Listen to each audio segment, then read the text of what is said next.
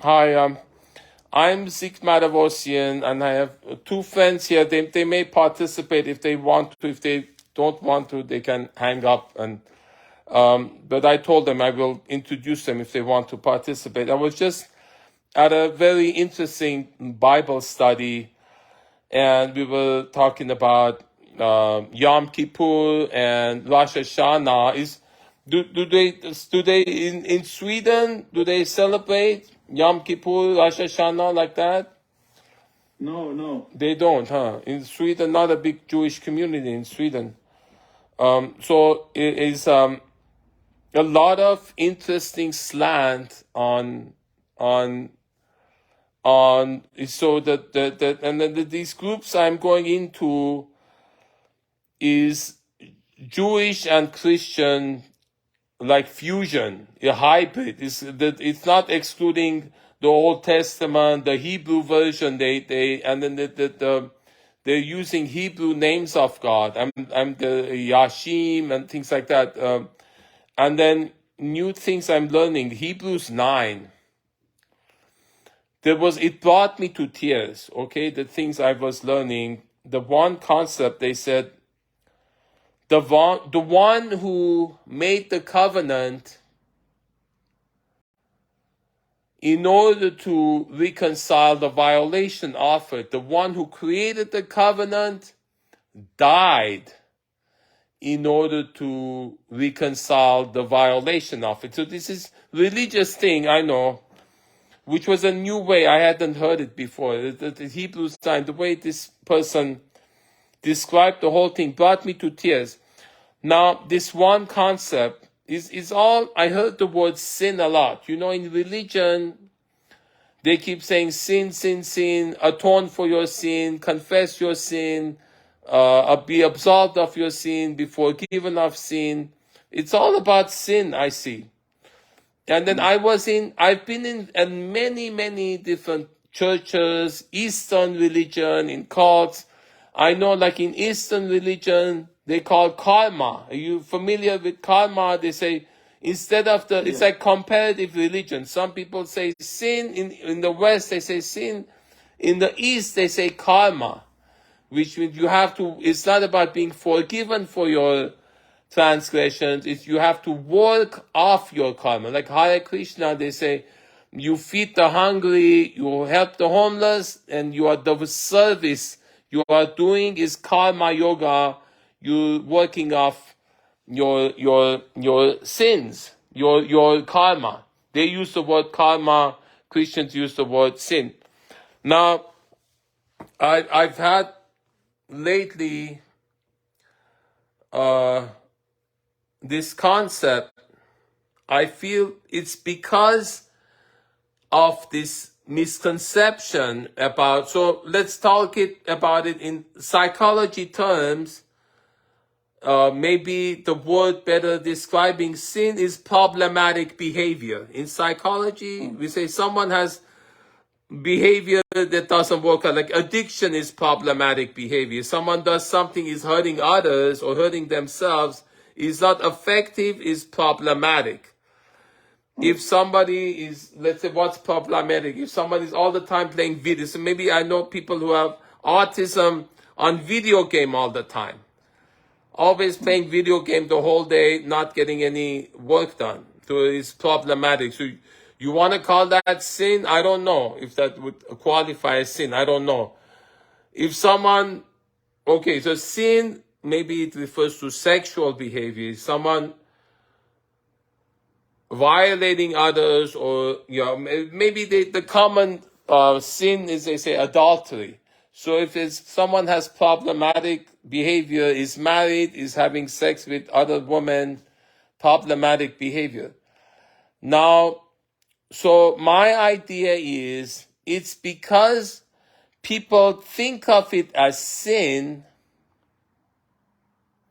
The problem that they have, they're ashamed of it.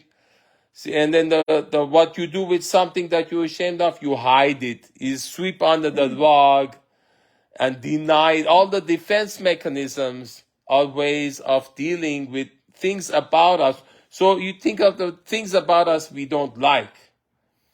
things about us we hate is the thing we're ashamed of, and we go confession and we tell the priest, the confession, our sin, we call those sin. Now, my idea is that's why people are screwed up. That's what screwed up society is, because people think of those things about themselves they don't like as bad, as shameful. They push it away. And I feel that is what makes people sick. Is the things they hate about, the things we hate about ourselves. In there, our failings, they use the words failings. In our failings are treasures, and are the keys to our freedom. It's not something we should be ashamed of. It's not about being forgiven for and confessing them or atonement. It's all of these terms is misconception. And then wanting to deal with the things that are bad, wrong about us, wanting to change them, that's what's the problem. The things that are failings, the things are problematic, are behaviors that are bad, not working out for them, they need to be paid attention to and loved and understood. Because in them, paying attention to them, we find insight in ourselves. They have the insight that if we look at them and not be shy about them, look into them, we will find our true strengths, in our failings, in that thing in and then I said in previous, you watch the movie Silence of the Lambs, you've seen with Anthony Hopkins, Jodie Foster. Is Anthony Hopkins asks Jodie Foster character, what is the worst thing that has ever happened to you in your life? And is the story she tells about Silence, what happened. The lambs were being slaughtered. I was having trauma in childhood. And that dictates everything we do, is to address the wound we have in our childhood, you see, to reconcile it. And what people do is they hide it away, they sweep it under the rug. They have all these ways of dealing with the pain inside, other than look at it. So people do drugs in order to avoid looking at the painful thing. People drink, people do sex, people eat, or people hurt other people in order to deal with the pain inside, to take revenge on other people to pain inside. Everything but to look at it. You don't want to do anything about it, but just look at what it is, because it has message for us. Our pain has message for us from our soul. It's not sin for Jesus died for the sin. Look at it as, this is in my pain.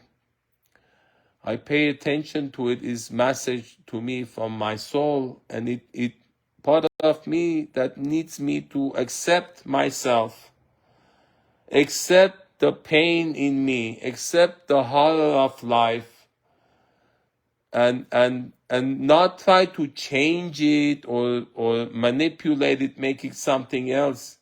Is something about me, makes me who I am, and I need to accept. That's what I post is about, that. What makes me different, what's broken about me, holds treasure, has message to me. And I don't shamed about my brokenness. I'm not hiding it. I'm looking at it. It's asking, it hurts because it wants my attention. It's pain. What do people do? Pain. They take a pill. They take Advil. They take Xanax, they take tranquilizer, they take, drug, alcohol, all the ways people deal with pain. Pain is giving us message, and once we get the message, the messenger leaves. What is bad in our lives, what we push away, what we distract to not look at. See, that's what everybody does. Or Jesus, take away my sin. How about you look at that? That which hurts the most has message. It's not bad thing really. It's misunderstanding. It's not, don't call it sin. Call it a message from our soul. And it has message. It's the thing about us. If someone in your life you hate, someone being a total jerk to you, you know what it is? Think of it this way. The thing about you, about us that we hate, we push away, it comes outside to us. In the outside, it shows up in something else. And is people are our mirrors. And you look at the one you hate the most, you look at your enemy, you look at the one being cruelest to you. Is mirror, is if you not blame them for hurting you, the one who hurt you the most, in them maybe is the answer. Is the one who hurt me the most is myself. And being able, it's the hardest pill to swallow, because people want to blame somebody else, right? For all their problems, a scapegoat. But if I look, I am the one. Everything that happened in my life, I did to myself. And then I have the power to look at myself and see what am I expressing to myself. It's not somebody did to me, it's me. And in psychology, there is the term internal locus of power.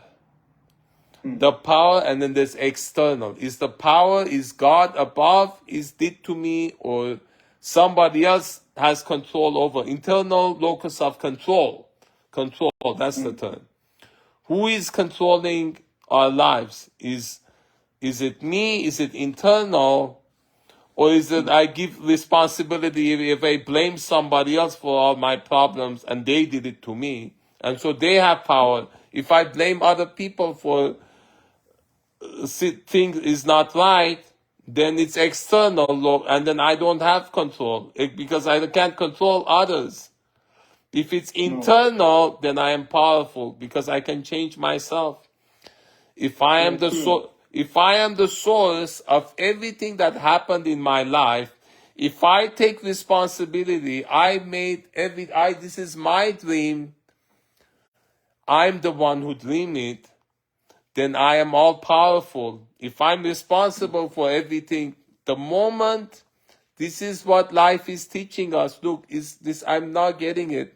His classroom is teaching us when we take responsibility for our dream, then we have power over it. When we're done blaming other people for hurting us, we're the one who, if this is nightmare and I'm the one dreaming this nightmare, then I have nothing to fear. It's my own dream.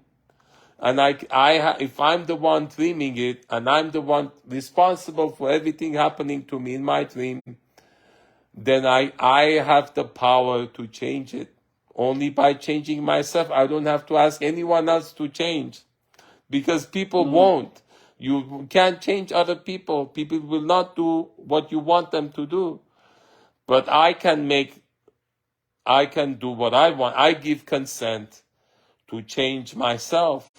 And in that is the power. You see? Because other people, if they're doing wrong and you ask them to change, you ask them to get treatment, they refuse. Because you can lead a horse to water, but you can't make it drink. They say, you don't have consent to change me. Who are you to change me? I can't change other people, but I can certainly decide to change myself. Nobody else has power to change me. I have the power to change me. And I make the decision to change something about myself. I can do it. And if what takes changing my life is changing me, then I can do it. If I'm blaming other people for what's happening to me and I can't change them, then I'm victim of circumstance. But I can change myself and my life will change, then I have internal locus of control and I'm all powerful. Taking responsibility for everything that happens to me, then I can claim that power and control everything that happens to me by controlling myself, changing myself. Wow! I said it, you see, it's a whole lot there, you know? And maybe some of it may not make sense to some people. Some will. But I said it, and once you hear the truth, you cannot unhear it. It will eventually, maybe the subconscious gets it someday. It's planted seed in somebody. If someone listening to this, it will plant seed in them, and they will hear it. One day they will get it. I certainly have been, all your life you live is pieces of jigsaw puzzle. And then you're 55 now, I'm 55. Every day I feel the pieces of jigsaw puzzle come together. I understand, see it in a new way, in a clear way. And it's such a blessing. The pain we went through, it wasn't for no reason. There's purpose in it. It's not for cruelty. Because all your life you think, oh, why people mean, why so much pain? But at the end of life, you live, at some point, the pieces of puzzle fit together and you see there was purpose behind it. It wasn't to punish me but because I'm bad. It's for me to learn, to understand what it is. That it gives me strength and wisdom, and the experience makes us powerful. You look, all the superheroes, they always have something bad happen to them. You see, Batman, you know, he watches his mom and dad be robbed. Somebody kills his mom and dad in front of him, and he's a little child in an alley. All of them have something. Superman has his whole planet, Krypton, blow up, and he's sent away. And all superheroes have something traumatic happen to them. And when we learn to not run away from it, look at it, the pain, we see it's not actually cruel thing. It's actually a blessing in disguise. A treasure is in that which hurts the most. That which has done us the most damage, in it is the secret to life. Oh my God, you understand that eternity is not sin, original sin. The Bible said everybody worthless sinners come to Jesus because you sinned, he will save. It's not sin. It's not something to be ashamed of. It's our power. It's our power. It's not karma we have to work off. We're not bad. It's a lie we've been told. We're not sinful. We're not bad. It's not. In our pain is our power. In our failings is our power. In our brokenness is our power. It's not. So knowing this, learning this everywhere, and changing our attitude about it, about ourselves, I think I'm getting it. I'm getting it, and I'm blessed. I'm not ashamed of who I am. I'm proud. I love everything about everything I went through makes me who I am, and I love who I am. It's not about forgiving or it is a gift. What happened to me is a gift. My story, I feel, is the greatest story for me. and it's what makes me who I am, and I love who I am. Thank you, Martin. Thank you. I think he's talking to you there, and you give me strength there in Sweden. Thank you for talking to me too. Yeah, you had enough now. you. Are we live now? Well, I'm live here. Like the camera isn't showing you, but your voice is on. So. Okay, but that's but I have to go take a shower. But we can Go talk take later. shower. It's good. Take shower. Take care. Bye. See you later. Bye.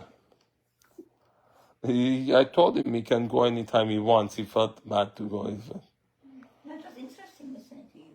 Yeah.